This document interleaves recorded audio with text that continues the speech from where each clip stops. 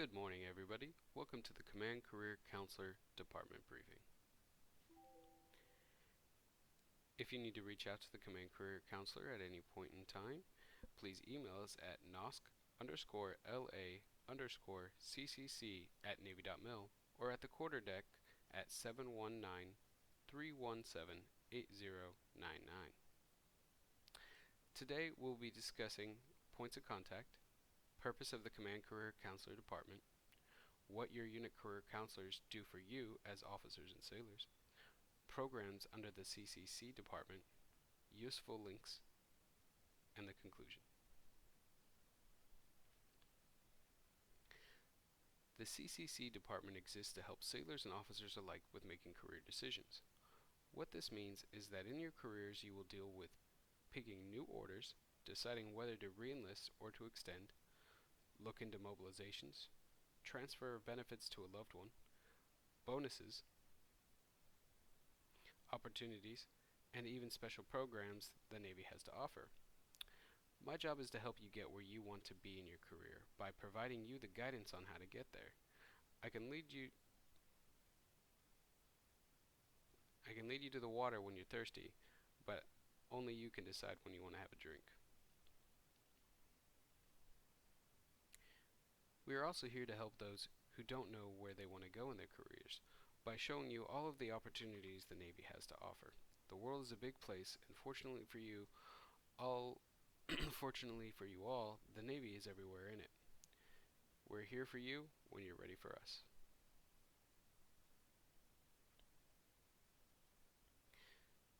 The Unit Career Counselors, or Unit CCs, as you'll often hear them referred to, are my appointed reps for each unit that act as unit career counselors for the unit. Not all the units drill in the NOSC, and you won't always have access to me during drill weekends when you're with your unit. The Unit Career Counselor is somebody who is in your unit that has been trained and qualified to assist you with your career decisions, as well as help me maintain certain taskers that I need from every single unit.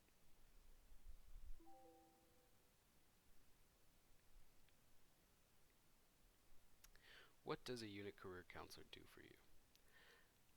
I can't be in 30 different places at once or help 800 plus sailors at once, but they can aid me in this process.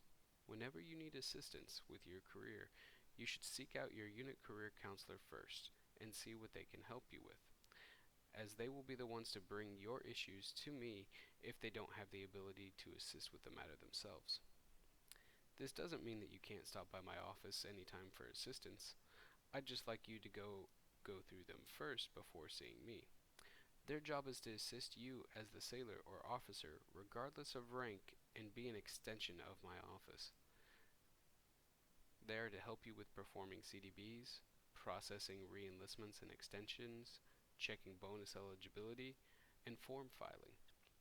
Everything that you would want to talk with me about is something that they can assist you with, even if it's just to have them tell you that you should be speaking with the CCC. This keeps your chain of command involved and my unit career counselors on their toes. You matter as much to them as you do to me, and they will always give you top-notch quality care. These are some of the programs that fall under my department, being the Command Career Counselor. NAT, New Navy Affiliates. PRIZAR/OSVET Sailors, Prior Service Sailors. Bonuses, Officer and Enlisted alike.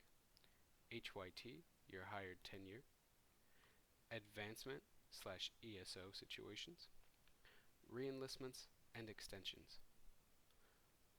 RC to AC, rating conversions. RC to RC and RC to AC, active FTS. IRR, separating early from the Navy. Conditional releases, transferring to another branch of service. Montgomery GI Bill and the post 9/11 GI Bill.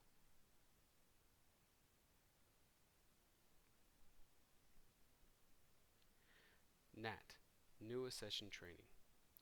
If you just affiliated with the reserves and we are your first NOSC and you just graduated boot camp and or A or C school, this would be referring to you. If you're a NAT, you're serving under a reserve contract with an 8-year service obligation, a breakdown of 6 years active, 2 years inactive. That 6 years active does not mean 6 years active duty. That just means 6 years as a drilling reservist. The last 2 years of that time frame being time that will be allotted for you to apply to the IRR if you choose to do so. You may or may not also have a bonus. This will be written in your contract on your DD Form 4 or under a written agreement. You may also be eligible for the Montgomery GI Bill selected reserves. We'll discuss this in the future slides.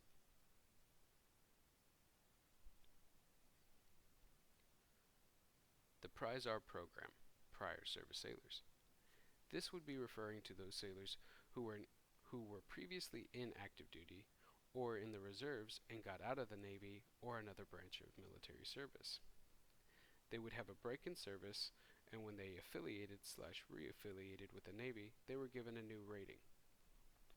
These sailors have to abide by the following guidelines.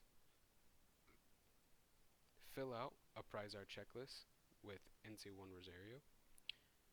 Do a reporting CDB, 6-month CDB, 12 and 18-month CDBs. Request an A school quota within 30 days of being gained by the NOSC. Chances are that if you're sitting here in Indoc, you have been gained by the NOSC at this point in time. Please check with the Manpower Department or the CCC Department to verify on these dates. The sailor will need to go to A school within 18 months of the program start date, which will be written on your PRIZAR page 13. This is often referred to as the affiliation date. Or you will need to fall under the other side of the program, where you pass the NWAE, Navy-wide Advancement Exam, within your current pay grade within 18 months of the program start date, if this is applicable to you. The member has 2 tries within the 18th month period to pass the exam. OSVET sailors have to meet the requirement of the Navy-wide Advancement Exam. Bonuses. There's a program called the Enlisted and Officers Incentives, which is a listing of bonuses for both the officer community and the enlisted community.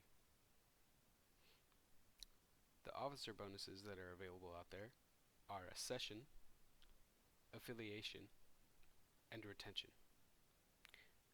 The enlisted bonuses that are out there are for enlistment into the service, re-enlistment bonuses, and PRIZAR bonuses. If you have a bonus that you signed up for in the past, or you believe there to be one in your contract, please reach out to the CCC department. If you want to see if you are eligible for a bonus, please reach out to your unit career counselor or see somebody in the CCC department. Advancement. The Navy-wide Advancement Exam is how sailors advance to the next pay grade. You study for this by using the bibs or bibliography for your rating. This can be found on Navy Cool or via a link on My Navy portal. The eligibility requirements for advancement. A sailor must have a CO recommendation letter on current eval, must have the sufficient time and rating, must maintain physical and dental standard readiness, must not have failed 2 or more PFAs, must complete the PMKEE for the appropriate pay grades. Listed below is the time and rate tables for the following pay grades. Take a moment to refer to these.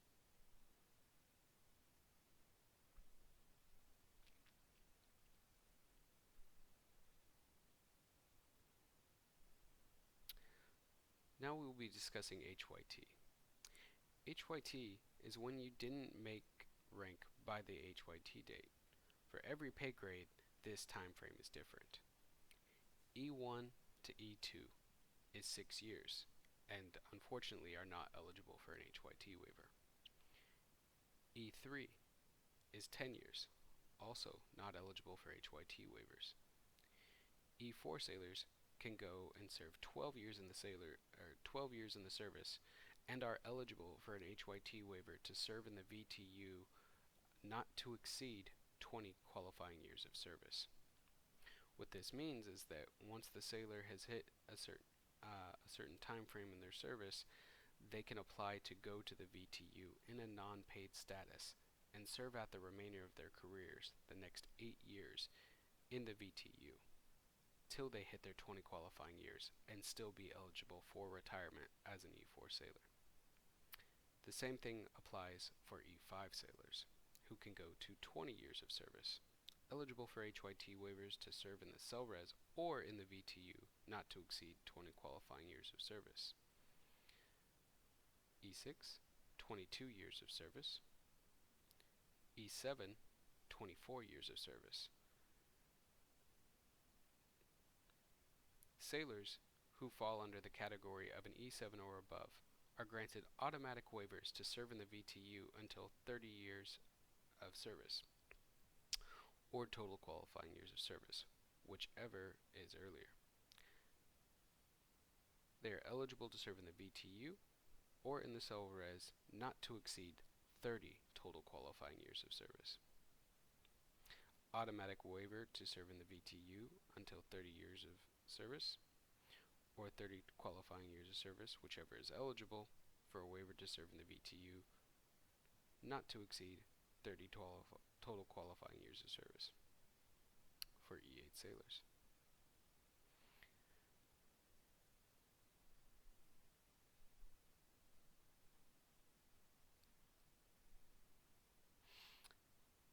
If you hit HYT and you still want to serve, or you don't have enough time yet to retire, then you will need to generate an HYT waiver.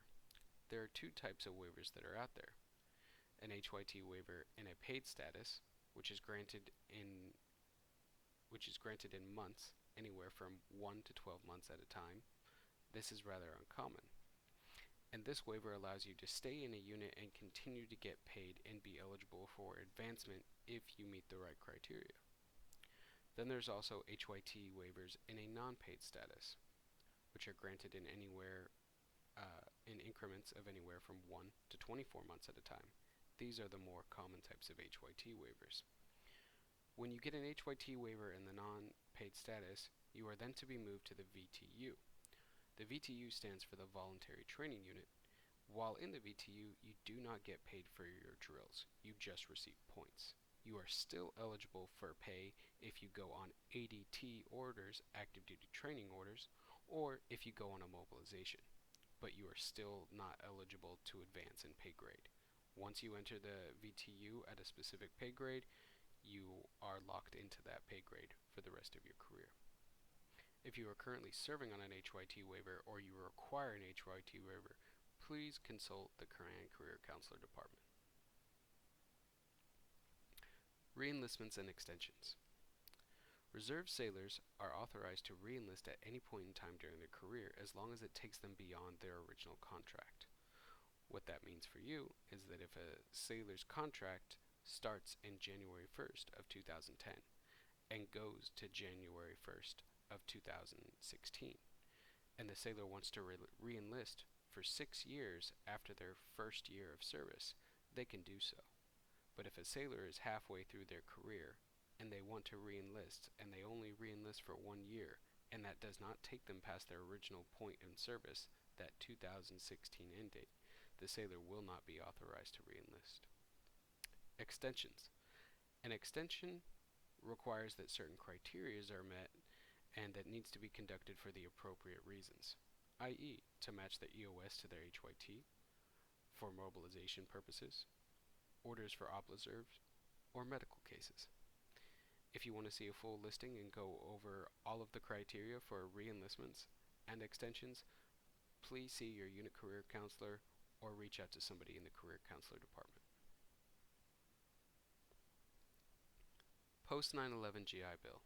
Generally, an individual who serves a minimum of 90 aggregate days of qualifying active duty on or after 11 September 2001 and receives an honorable discharge will be eligible for educational assistance under the post 9/11 GI Bill. A member who serves on active duty on or after 11 September 2001 for at least 30 continuous days and is discharged due to service-connected disability will also be eligible. Qualifying active duty service includes full-time active duty in the active forces, or for a CELRES, orders to active duty from a reserve component under Type 10 USC Sections 688,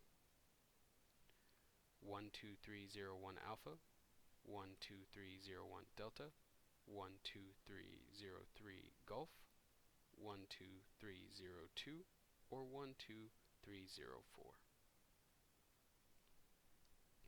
Individuals eligible under the post 9/11 GI Bill are generally entitled to 36 months of full-time educational program assistance. Individuals may not receive benefits under post 9/11 GI Bill and Montgomery GI Bill. Veterans Educational Assistance Program, VEAP, MGIB SR, REAP, Vocational Rehabilitation Employment Program, or Dependents Educational Assistance Programs concurrently. This just means that you can't be utilizing more than one program at once. If you are eligible for multiple programs, which does happen from time to time, one program has to be fully utilized before the other. Again, individuals are limited to a maximum of 48 months of entitlements when eligible for benefits under 2 or more DVA educational programs. Entitlements end 15 years from the date the member's release of discharge from active duty period during which they reached 90 days of aggregate qualifying active duty service. This has since ended under the Forever GI Bill. If you have any further questions regarding the post 9/11 Montgomery GI Bill or any of these educational benefits, please make sure that you reach out to your Command Career Counselor departments or to your unit career counselor for more guidance.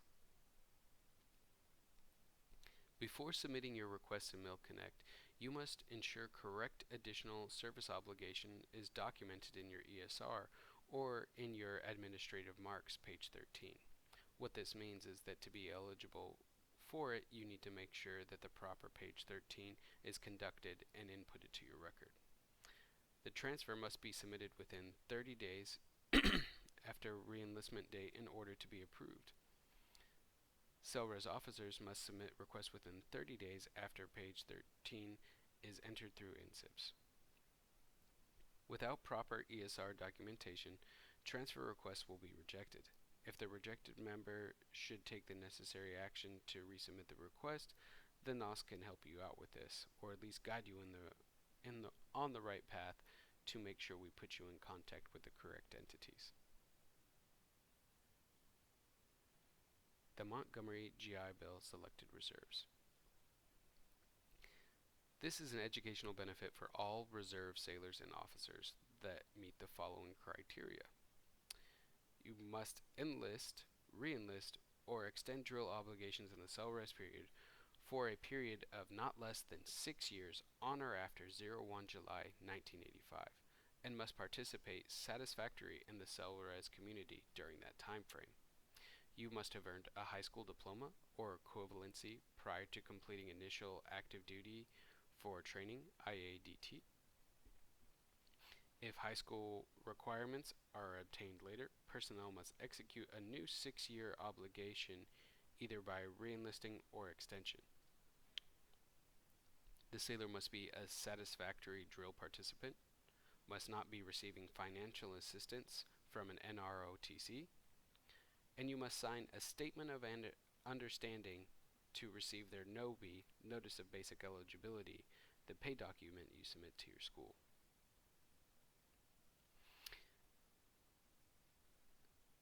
Please take note that these current amounts do change.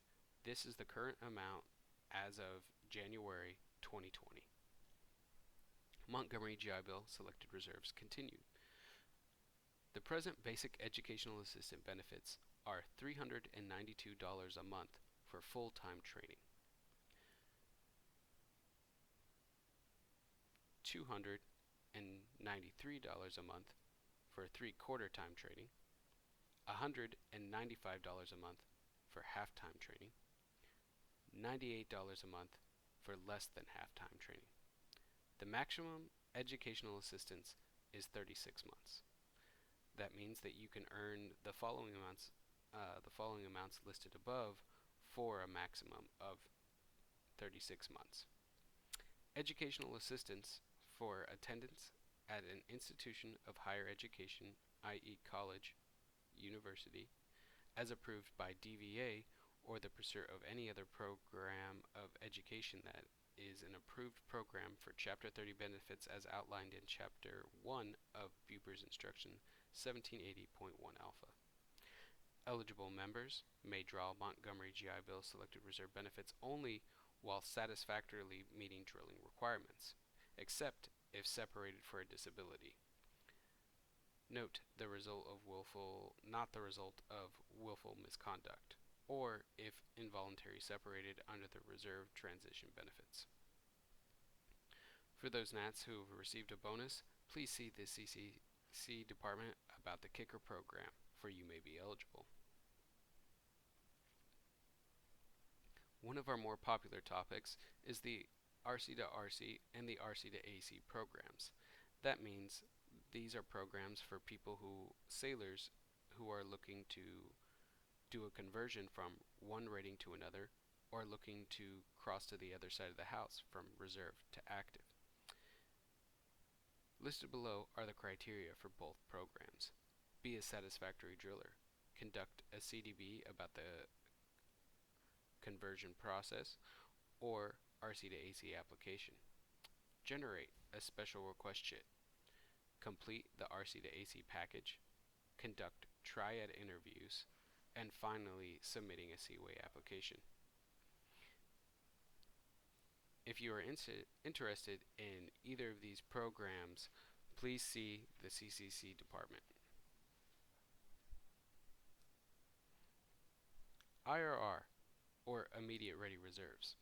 The IRR is where a sailor can go to apply that need to take a break from the reserves or no longer want to be in service in the military, but their EOS has yet to come up.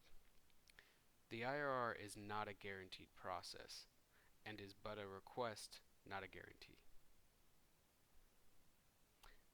The application process involves the following steps. Generate the IRR package with your unit career counselor. Fill out the IRR questionnaire.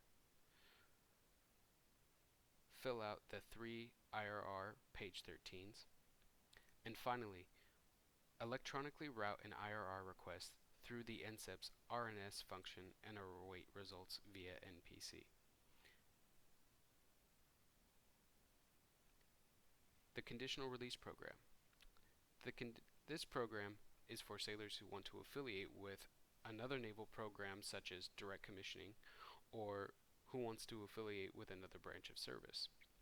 The member will need to complete the following process. Sign the DD Form 368 with their recruiter, have the CCC generate a first endorsement letter on their behalf, meet with a commanding officer of the NOSC about their selected program. Once this is done, email PERS 368 for the final approval. If approved, the member will need to bring their signed contract back to the NOSC for the member to be properly separated from the USNR. This is very important. This is often one of the most overlooked steps, is if once you have your new contract for whichever branch of service you are looking to enter, you will need to remember to bring that contract back to the NOSC so we can retain a copy on file. Retaining this copy on file is how we lose you from the reserves so you can be properly gained into whatever entity you transfer to next. There are a plethora of links out there that can be utilized for self-res sailors and officers, but the best ones that will help you out in the beginning of your naval career is this one, www.my.navy.mil. On this page there is a tab that states Quick Links. The Quick Links tabs has over 40 different related websites to the Navy, and it states whether or not you need CAT card access to view the information. One of the other most useful websites that I have found out there is NPC, Navy Personnel Command.